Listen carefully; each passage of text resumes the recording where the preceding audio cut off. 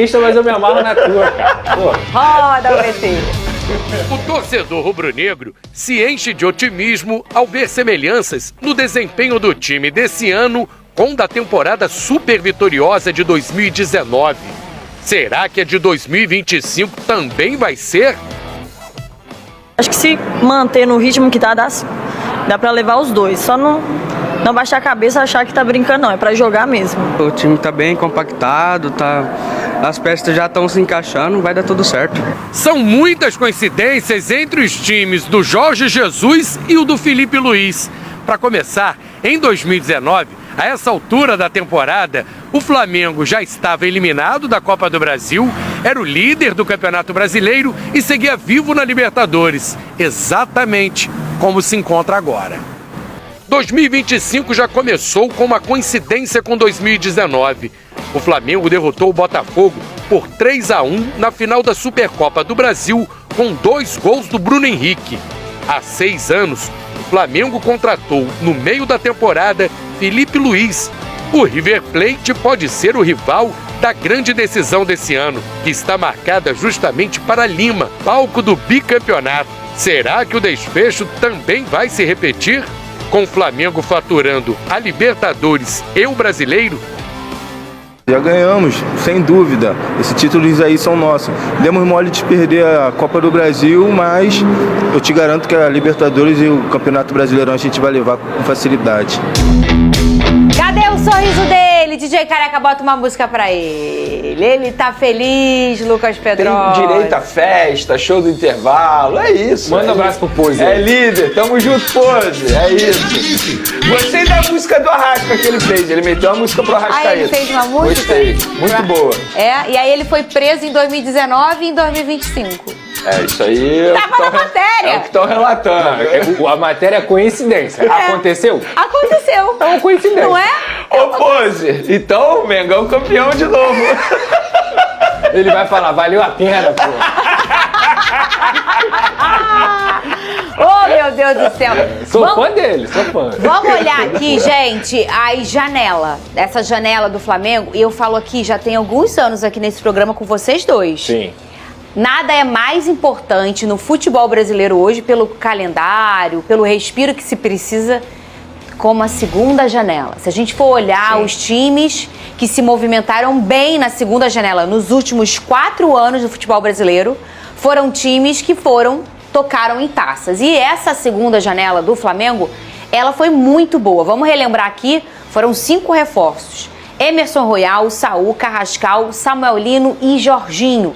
O clube aí negociou 7 atletas, aí a gente está falando atletas saindo. Wesley, Gerson, Vitor Hugo, o goleiro Lucas Furtado, o meia Matheus Gonçalves e os atacantes Lohan e Chola do Sub-20. Eles ainda foram campeões mundiais Sub-20 antes de irem embora. Apesar das janelas das principais da Europa já se encerraram ontem, há outras possibilidades de transferência. E aí esse período foi muito agressivo e, aliás, foi a maior agressividade do Flamengo no mercado na história. Foram 277 milhões de reais, Vene Casagrande. Bom, Fernandinho, e assim, apesar do alto valor investido, se você analisar as contratações, o Jorginho, teoricamente, veio de graça. O Flamengo só negociou salário e luvas. Saul veio de graça. O Flamengo só negociou salário e luvas. Quando eu falo de graça, só para o pessoal de casa entender, o Flamengo não precisou pagar nenhum outro clube para fazer essa contratação. Tal como aconteceu com Carrascal, por exemplo, 12 milhões de euros. Emerson Royal, 9 milhões de euros. Então, aí, é só para o povo de casa entender. Foram contratações extremamente importantes. Jorginho caiu como uma luva. Sim. Titular absoluto desde o primeiro jogo e numa disputa de Mundial de Clubes. O Saul demorou ali cerca de 2, 3 jogos. Para mim, hoje ele é titular ao lado do Jorginho ali, os dois volantes. Na verdade, ele só demorou para colocar ele ali como dupla do Jorginho. Exatamente, acho que demorou por conta disso. Vocês até pediram aqui no programa. Pelo menos o Felipe Luiz deu o braço a torcer rapidamente e hoje o Saul é titular ao lado do Jorginho, na minha visão. Samuel Lino maior investimento na história do Flamengo, mas investimento que para mim vai valer super a pena no futuro. Inclusive o jogador já foi até convocado para a seleção brasileira. 22 milhões de euros, como disse o próprio Felipe Luiz, foi um valor barato pago por esse jogador, que também chegou muito bem. Então foi uma janela agressiva do Flamengo no ponto de vista valor financeiro, mas na minha concepção super assertiva. Inclusive eu coloco o Jorginho aí uma das melhores contratações do futebol brasileiro na temporada. Top 3 com certeza. A forma como ele chegou, a forma como ele muda o time do Flamengo, meio de campo do Flamengo, uma das melhores contratações sem sombra de dúvidas. Então o Flamengo fez contratações assertivas. Isso não quer dizer que o Flamengo irá conquistar títulos. É óbvio que isso ajuda bastante. O elenco do Flamengo, para mim, é o melhor elenco, muita gente debate, para mim é o melhor elenco de 2019 para cá, sem sombra de dúvidas. O que o Felipe Luiz tem à disposição dele é uma seleção, e é dessa forma que ele aproveita muito bem. Tanto é que a gente está vendo o Flamengo líder do Campeonato Brasileiro, com um jogo a menos. Flamengo na Libertadores da América está muito bem também. Foi eliminado da Copa do Brasil, muita gente critica, mas querendo ou não, foi eliminado nos pênaltis, ou seja, poderia ter passado de fase mesmo priorizando as duas competições anteriores que eu mencionei aqui, o Brasileiro e a Libertadores.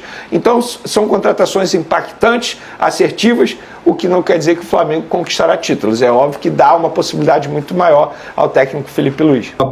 Por exemplo, hoje o Pedrosa lá no SBT disse que o Braga queria ele. Para mim, iria valer mais a pena, se eu tivesse no lugar dele, ir para o Braga a vir para o Vasco da Gama. Mas é a minha opinião. Inclusive, espero que eu queime minha língua, que eu esteja muito errado, porque eu gosto muito do Matheus França, da família dele, sempre me trataram muito bem. E por falar em Matheus Gonçalves, enfim, foi anunciado pelo Al Ahly. O Al Ahly vai pagar 9 milhões de euros ao Flamengo por essa contratação. O Vitor Hugo vai ser anunciado a qualquer momento. Publiquei nas minhas redes sociais aí que o jogador acabou de assinar o contrato dele com o Santos. E por que eu tô falando isso? Porque lá no Santos a todo momento tem várias negociações subindo no telhado de vários jogadores, não sei por quê. Não me perguntem por quê, não estou por dentro desses bastidores, mas a todo momento uma negociação praticamente certa, volta atrás e não dá certo. No caso do Vitor Hugo, não tem mais erro. Ele já assinou o contrato, inclusive vai usar o número 29 lá no Santos. E a informação que eu tenho é sem opção de compra, inclusive já falei sobre isso aqui num vídeo, foi uma aula de negócio do Flamengo, porém o Santos terá prioridade na compra, ou seja, se o Flamengo receber uma proposta para vender o jogador, o Flamengo tem que consultar o Santos para saber se o Santos vai querer igualar a oferta. A gente sabe que isso será pouco provável, porque o Santos não vive um grande momento financeiramente falando, embora esteja fazendo contratações aí bem caras. Então, Lohan de saída, Matheus Gonçalves saindo, Vitor Hugo saindo e o Michael ainda pode sair, porque a janela de transferência em alguns países ficará aberta durante um tempo. Por exemplo, Ucrânia e Croácia, até 5 de setembro, tem mais 3 dias. A Arábia Saudita vai até o dia 10 de setembro.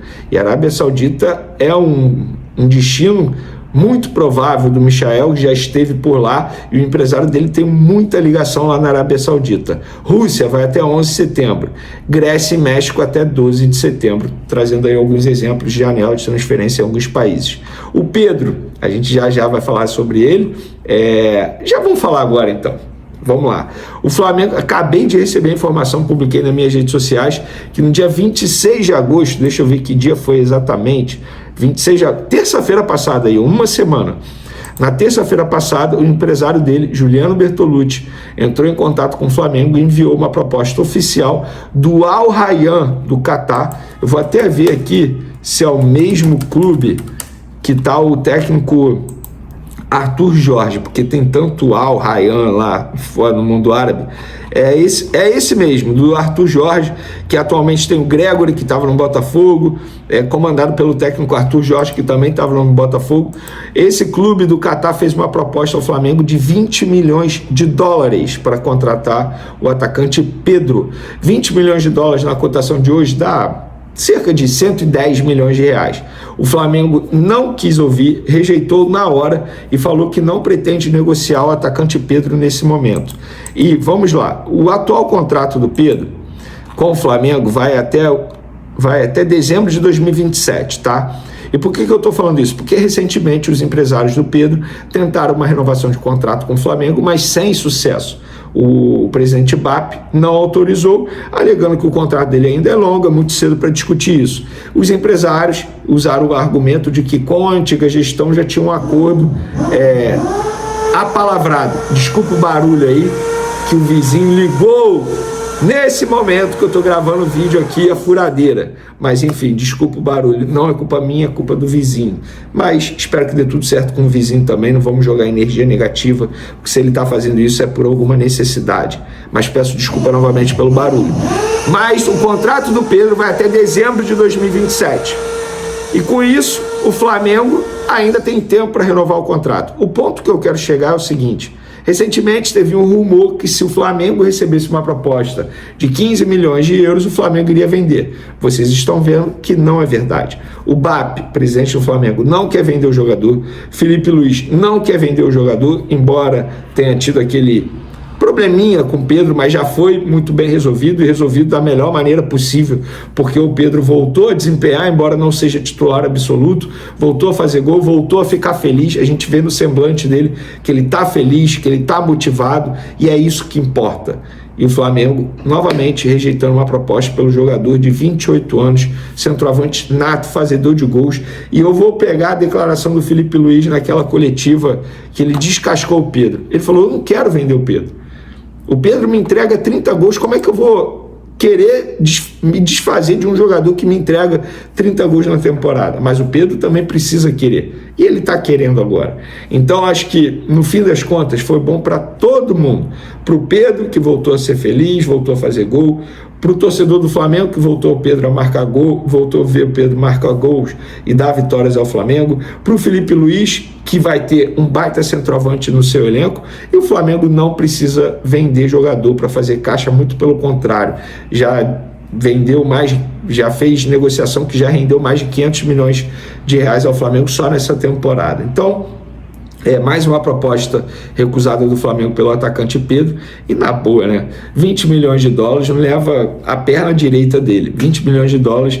Com qual jogador do nível do Pedro, com o status que o Pedro tem hoje no Flamengo, que o Flamengo iria contratar com 20 milhões de dólares? Não faz o menor sentido aceitar uma proposta, tanto é que o Flamengo recusou na hora. O Flamengo segue ativo no mercado e tem em sua mira um dos destaques do futebol brasileiro. Segundo informações do jornalista Miguel Júnior, o clube rubro-negro prepara uma proposta ousada para contratar Matheus Pereira, meia que vem sendo peça fundamental no Cruzeiro.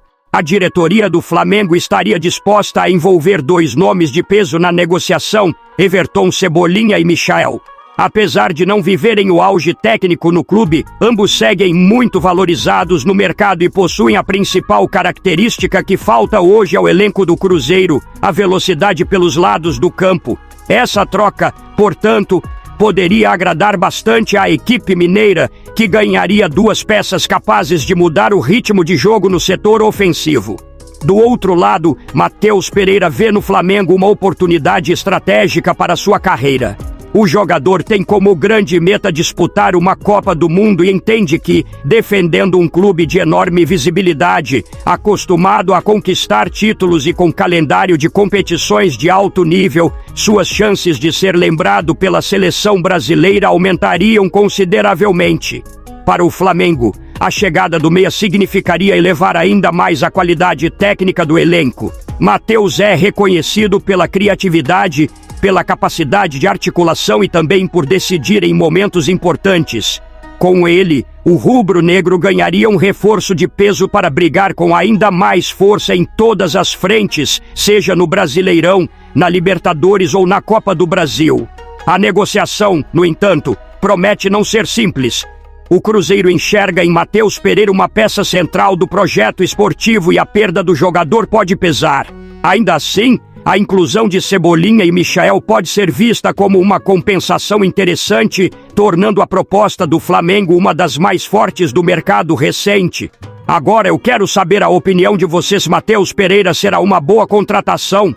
Sim ou não? Deixe sua opinião no comentário. Não esqueça de curtir o vídeo e inscreva-se no canal para não perder nada do Flamengo. Até a próxima e saudações rubro-negras.